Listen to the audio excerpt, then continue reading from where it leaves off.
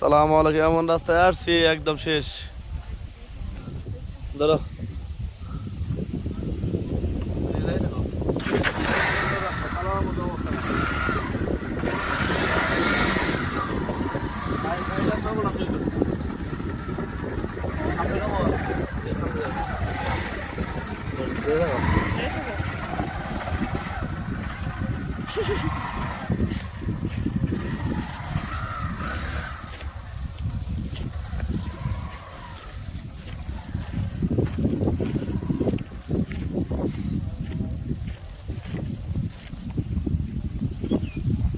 সামনে ভালো আছে না? নতুন বেকো দিয়ে মাটি ফেলাচ্ছি তার জন্য এই অবস্থা। এটা সমান হইলে আর এরকম থাকবে না।